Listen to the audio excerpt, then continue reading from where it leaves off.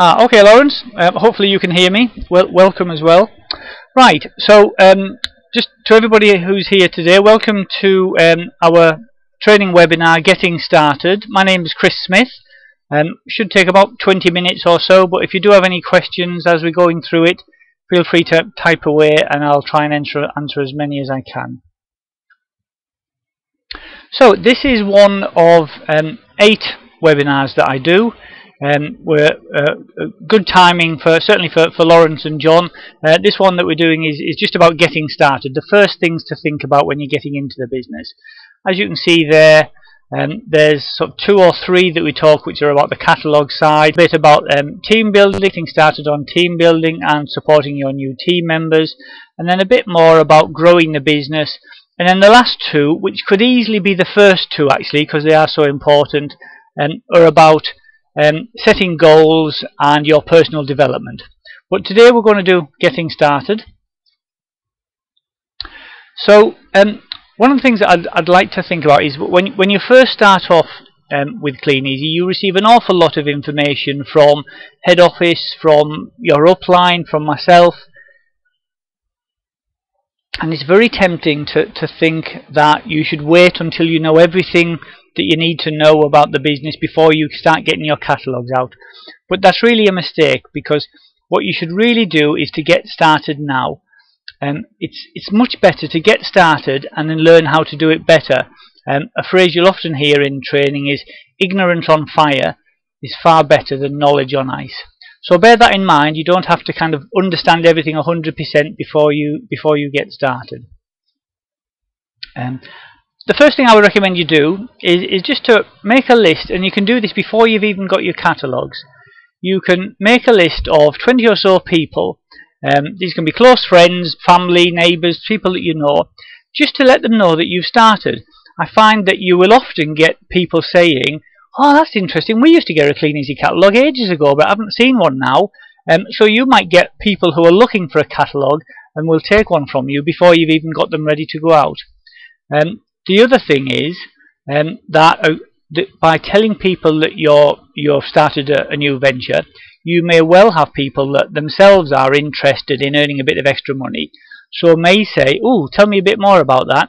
So again, you're kind of killing 2 birds with 1 stone there. You're potentially speaking to your warm list about other people that might be interested in joining Kleeneze, but you might be finding some great customers before you've even got your catalogues as well. Then when the catalogues arrive, my suggestion is you prepare them first, and I'll explain that in a moment. And the first thing you can do is take half a dozen of those and just show them to your local friends and family.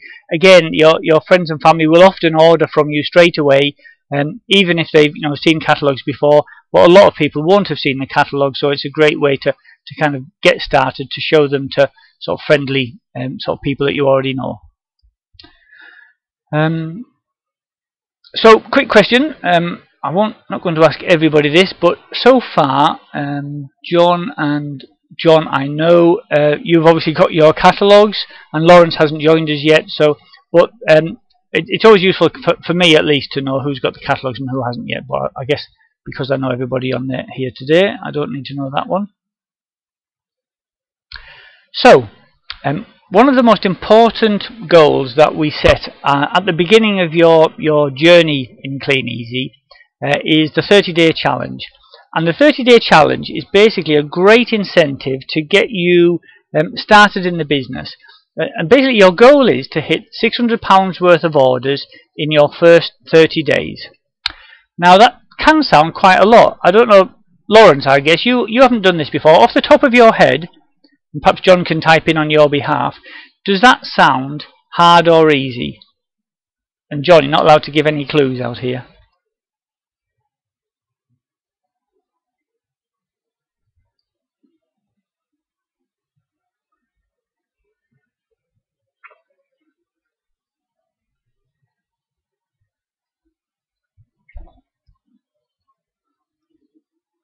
Simple but not easy. Actually, yeah, that's very true, John.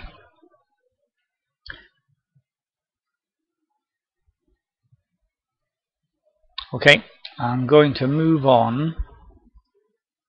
Lauren says easy because he saw you do it. Yeah, it's always easier when someone else is doing it. It actually, I often find when I first mention this to people, they sound, oh gosh, £600 sounds an awful lot. But actually, it's only £150 a week in orders. You've got 4 weeks basically by the time your catalogues arrive. £150 a week. If you've got 250 catalogues and you're putting them out at least once a week, you've got a really good chance of hitting that. That should be taking you kind of 10 hours or so, depending on the location. 10 hours a week, so very part-time. You will gradually build up to your average of about £1 a catalogue. So you can see there, if you're hitting £1 a catalogue and you're putting 250 catalogues out, you should be able to get £150 a week in orders. So you have got a very good chance of doing it. It's a challenge, but it's certainly not an impossible challenge. And the result of doing that is great because firstly, you've proven to yourself that the business works. You've been out for 30 days, you've got £600 worth of orders, you've got your first customers, you've got your first income from the business, and in addition to that, as a reward for doing all of that effort, Kleeneze will send you an extra 250 sets of catalogues. And that's really, really useful because at the beginning is when you tend to lose. Yep, absolutely, John, I've heard that before again. A blind dog with a note in his mouth could do it.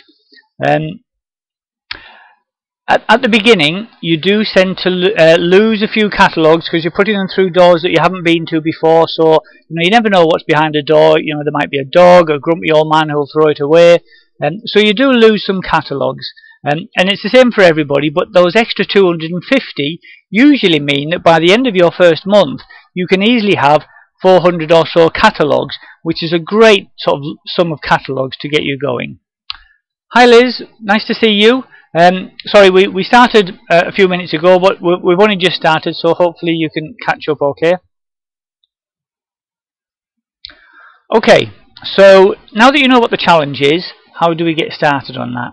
So the first thing to do is just to prepare your catalogues. Basically, what we're trying to do here when we're putting the catalogues through at the beginning is to personalise them, so people will get to know your name. So usually what you'll have in each plastic bag, you'll put in one of each of the catalogues. You'll put the day slip at the front, which should look something like that. As you can see, those are the ones that me and Sarah use. And then an order form. And I usually put the order form behind the day slip but in front of the catalogue. And if you've got more than one catalogue, so if you've got a Christmas catalogue as well, I find it useful to put the one at the back to front and upside down. And the reason for that is that what you're trying to do when you're first putting your catalogues out and you're going round in the first kind of sort of 2, 3, 4, 5 months while you're doing the business, you're trying to build up a pattern of those people who are ordering from you, those who are not even looking at it, and those who are looking at it but maybe not ordering this time. And you can usually tell whether somebody's looked at it or not. I mean, sometimes it's really obvious, everything's all back to front and inside out and all sorts of things, but some people try to be helpful and they sort of put all the catalogues back in and they try to put it back kind of the right way around. And what they normally do is they'll put all of the catalogues up, sort of front way facing forward. So you can then normally tell, this one's been looked at because the one that I've put in upside down has been put round the right way around. Hope that kind of makes sense. So it's just giving you a bit more information about whether the people have looked at the catalogue or not. So yeah, make the order form visible. I'll come back to that in a moment. That's a useful thing to do. And also the plastic bags that you put your catalogues in, change them regularly. When you first use them, they're all absolutely clean, smooth as silk. And after they've been in and out a few times and sort of sat in the rain now and again, they can get a bit tatty looking. So you need to keep them changed nice and clean because you want your customers to look forward to opening them. Okay, so now that we've prepared the catalogue, it's really important to make a plan for what you're going to do in your first 30 days and stick to it. Don't kind of base yourself on results. Don't sort of think, oh, well, I didn't have a very good pickup, I'm not going to bother going out again today. Have a good plan and stick to it. A big difference that I find between people who are self-employed, which is effectively what you are in Kleeneze, and an employee is that if you're an employee, you'll go into work and your boss will tell you what to do. You don't need a plan because you get told. When you're in Kleeneze or any kind of self-employed business, you kind of have to make your own plan and you have to set your own disciplines to make sure you can do what you need to do to achieve what you want to achieve out of your business. So what I send to all my new starters, and John, I think you should have had one of these from me, is just a sample weekly planner. It's basically just like a weekly chart showing Monday, Tuesday, Wednesday, Thursday, Friday, Saturday, Sunday, and then mornings, afternoons and evenings. So that you can write down in there, you can kind of block out other commitments that you've got. So if you're doing this part-time around another job, then obviously you've got hours that you're at work. And if you're fitting it around a school run, for example, you've got time when you'll be picking up the children from school. So you can block that out, but then around the rest of it, you can put in when you're going to put your catalogues out, when you're going to pick them back up. If you're going to do this 2 or 3 times a week, then you'll need to allow time to put them out, collect them back up again, turn them around, ready to go back out again. And having this weekly planner just gives you a structure to your week, which you can then stick to. And rather than thinking, oh, what's the weather like, shall I go out today? You just look at your weekly plan and say, right, it's Wednesday, today I'm doing my drop in these streets. So it just kind of helps you to get into the routine of those disciplines. Okay, a question to think about, and I'm going to talk about this a little bit further on, is whether to letterbox the catalogues or present them. And basically the difference is, letterboxing them is where you just pop them through the letterbox as you go down the street. Presenting is where you knock on the door and you just say something along the lines of, hi, my name's Chris, I'm just doing Kleeneze in the area, I just want to check if it's okay to leave a catalogue with you. There are pros and cons to both, which I'll explain in a moment. Okay, so we use in our team, in the Fast Forward group, which is part of Bob Webb's group, we use what we call a 6x4 routine. What that means is the 4 refers to how often we deliver a catalogue. So basically we deliver a catalogue back to the same houses once every 4 weeks. So that kind of works out quite well. It ties in with your 30-day challenge. You start off, you delivered some catalogues to one street, you get them back, deliver them to another street, and so on. You keep going to new areas, gradually working outwards from your home. After 4 weeks, you then start to go back to the beginning again to deliver to those houses that you delivered to the first time. And it's really important to do this because what you're doing is you're showing your new customers that you're reliable, that you're punctual, friendly, all those great customer service things. So going back, if you leave it longer than 4 weeks, I've heard people do it kind of every 7 or 8 or 9 weeks. By the time you go back again, the customers will have forgotten about you the first time. So 4 weeks is the optimum number. And the 6 refers to how many times do you go back to those same customers to give them a chance to order before you cross them off your list. Basically what we suggest is you go back 6 months, one after the other, unless somebody says to you, take this catalogue away, I don't want to see it again. If they say they don't want a catalogue, obviously cross them off your list. But just because they don't order, or even if they don't look at it, keep going back. There's all sorts of reasons why people don't order the first time, or the second time, or the third time. You will pick customers up the 5th and 6th time. Once they've ordered from you once, and they get to know you, and they get to like you, and they get to trust you, then you'll get orders from them sort of over and over again after that. So it's showing people that you're reliable and that you're going to deliver to them regularly that is the basis of that 6x4 routine. Okay, let me tell a little bit about letterboxing or presenting. This was probably more important when you could start off with just a few catalogues, but I'll explain them both to you now because some people like to do them both. So letterboxing is the traditional way of doing Kleeneze. You basically copy a postman. You go down the road, pop a catalogue in every letterbox, and the advantages of it in compared to presenting are it's quicker to put them out. It takes a bit longer to collect because you're having to go to every single house, and it can take longer to find your customers because people that are not ordering from you, you might not get to know that if they don't say, I don't want a catalogue, thank you very much. But you do get a lot more customers nearby. And at the beginning, that's quite important. But as the time goes on and you're growing your customer base bigger and bigger, the closer the customer base is to you, the more valuable it is because there's less travelling. You're not wasting time driving 20 miles down the other side of town because you've kind of had to expand your customer base enormously. So just in comparison to that, presenting, what you do there is you're knocking on the door, just sort of suggesting that we're delivering Kleeneze in the area. I just want to check it's okay to leave a catalogue with you. And what you find then is it's slower to put out, because obviously you're knocking on every door. Not everybody's going to be in. Some people then do a combination of, if there's nobody in, they'll pop it through the letterbox. And if there is somebody in, then you'll just, having spoken to them, they'll tell you whether or not they would like to have a look at a catalogue or not. The downside of that, in my experience, is if, for example, the man of the house comes to the door, he might say, oh no, we're not interested, thanks very much, and we don't want one. So you cross them off your list. Whereas actually, if you'd popped it through the letterbox, he would probably have picked it up, put it on the side.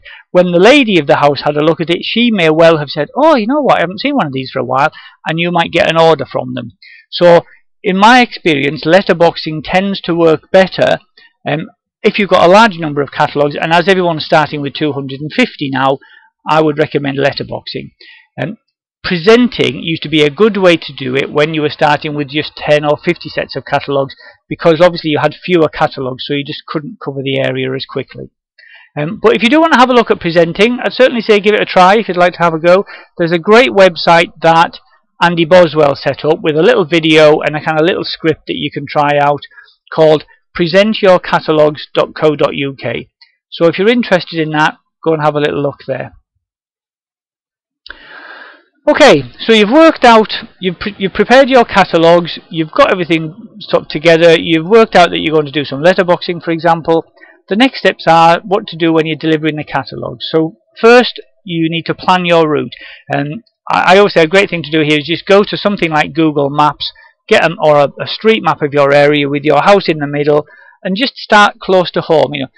We always say a great technique is the first time you go out of your front door, turn left, and start delivering the catalogues.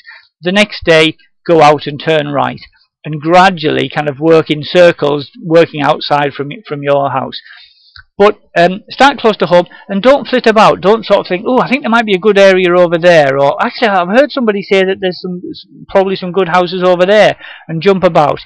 There may well be, and you will gradually get to them as you work out. But as I said earlier, the more customers you have close to home, the more effective and the more profitable your business will be. So print a map and just highlight each road as you've done it, and also any little cul-de-sacs and things that you might not have been aware of. As you see the road on your map, it'll remind you just to make sure you go down there. Ignore any other distributors. There's often people say, oh, I can't do Kleeneze, there's another distributor in my area.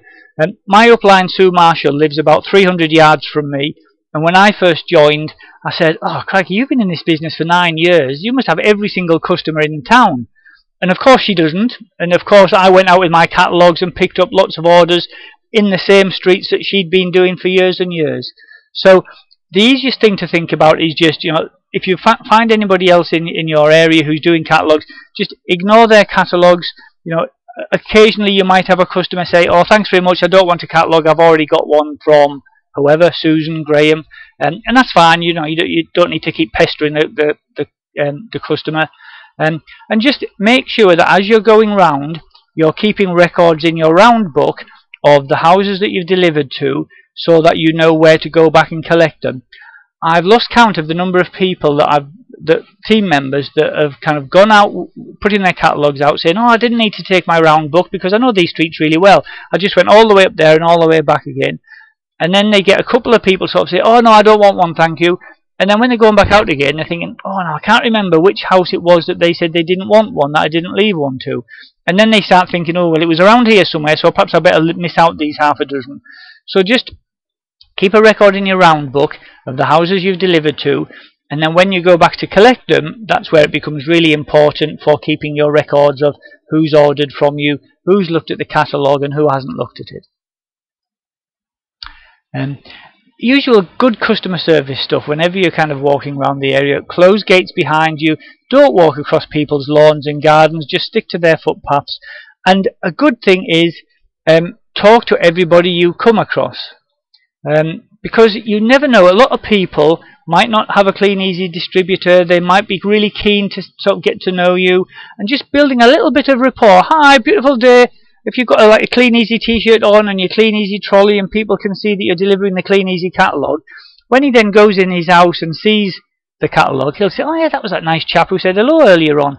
So these little bits of rapport that you can kind of build are a great way just to kind of boost your orders. So just talk to people as you're going round. Get yourself known. That's what you're sort of trying to do in your area. Okay, so you've put your catalogues out. Next step is, obviously, a couple of days later, you're collecting the catalogues. So make sure you take your round book with you so you can record which people have looked at the catalogues, which people have ordered, and so on. Don't forget to take your thank you slips. So these are the slips that you pop through the letterbox just saying thank you very much for your order. And don't forget to take the sorry I missed you slips. So these are if you go for a catalogue that you've popped through and the catalogue's not there, you just knock on the door saying, hi, sorry to disturb you, I dropped a Kleeneze catalogue in a couple of days ago. I just wondered whether you had a chance to have you finished with it yet, or something along those lines. But if there's nobody in, then you need to pop a little slip through the door so that the customer will put the catalogue back out when they return from wherever they are. So in your round book, you need to keep a record of, did you get the catalogue back, did they order, and did they look at it? Because at this stage you're just trying to build up the pattern of who are the customers who are ordering from you regularly, looking at the catalogues regularly, and so on. Okay, so you've collected the catalogues back, you've placed an order, hopefully you've got some good orders from your customers, so the next step will be to receive those goods. So the goods come in you see this little picture here, a number of boxes, some plastic bags if you've got long items like brooms or telescopic props, that sort of thing. So you unpack the boxes, sort everything out into your customers' orders, because obviously at this stage Kleeneze don't know who the orders are for, so you sort them all out into your customers' orders. The way I do it, and this seems to work reasonably well, the boxes that I've just unpacked with all of the Kleeneze goods in, I use those to hold the orders, and I have my Kleeneze carriers. So for each customer, I put one of these and one of these and one of these into the carrier bag, and then I staple the blue receipt. Now, if you remember on the order forms, you get there's a two-part order form, the blue part and the pink part. Now the customer is supposed to separate them, keep the pink part as their own record, and put the blue part back in the carrier, back in the plastic bag for you. I find probably 95% of them put both parts back in, and that actually kind of works out quite useful for me, because what I then do is I separate the two parts. I staple the blue part to the carrier, and then I keep the pink part as my kind of checklist as I'm driving around or walking around delivering the goods. So if I have got them all in a box, it's quite easy to find one of the orders, because all of the blue order forms are stapled to each carrier. Hope that makes sense. So yep, use those boxes to hold all of your packed orders, and as I said, I just use the pink receipts as my checklist. So I kind of have a big pile of pink order forms, knowing these are the orders that I'm going to be delivering over the next day or two. So next stage, obviously, once you've sorted them all out, is to deliver those orders.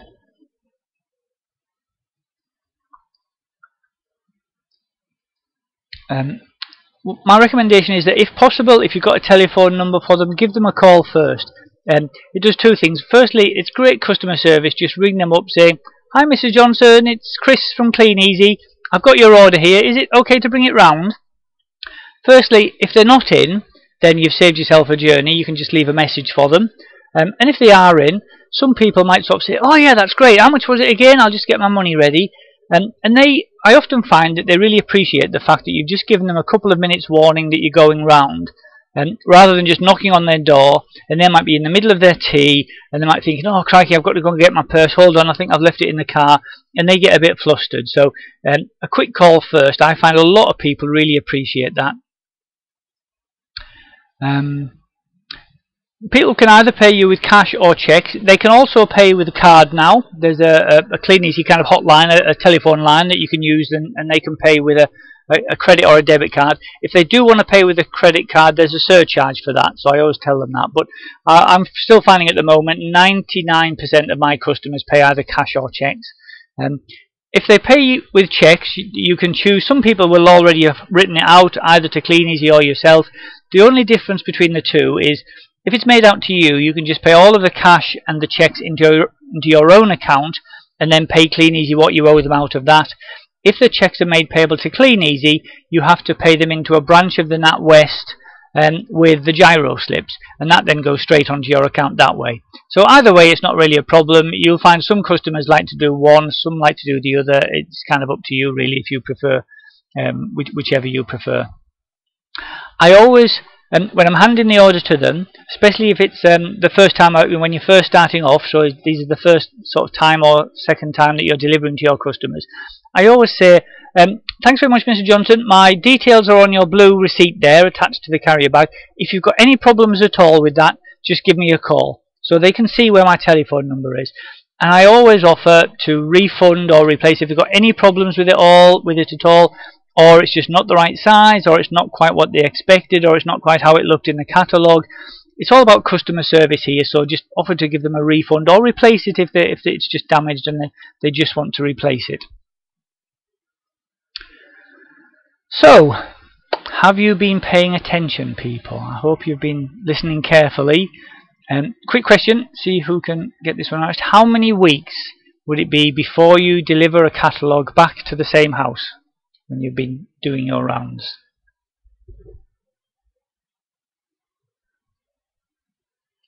Can anyone remember?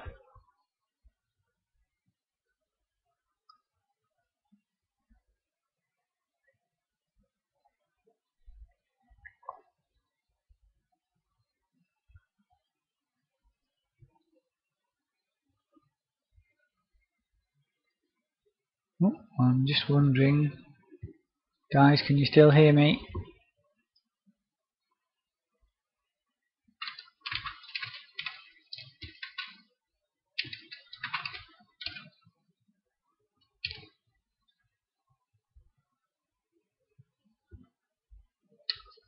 Huh. I'm wondering if it froze and I've been chatting away. Okay, I'm going to just continue because for the recording anyway, I'm going to come back to you guys later. So the answer to that was 4 weeks. We go back every 4 weeks. How many orders should you target in your first 30 days? That's £600 worth of orders. Have you decided whether you're going to do letterboxing or presenting? Obviously that's entirely up to you, which of those two you want to go to do. My advice is when you first start off, letterboxing works really well, especially if you've got 250 catalogues. How many catalogues a week are you planning to deliver? My recommendation is you go to get your catalogues out at least once a week, so that would be 250. If you can do a couple of times a week, obviously you're going to be building your customer base a lot quicker. So there we are. That is the end of this getting started section. Next week we're going to talk about your first 4 weeks. I've got a feeling that this recording might not have completed, but we'll see how we get on anyway. So hopefully that's all made sense. If you've got any questions at all, guys, just get back to me once we've all finished.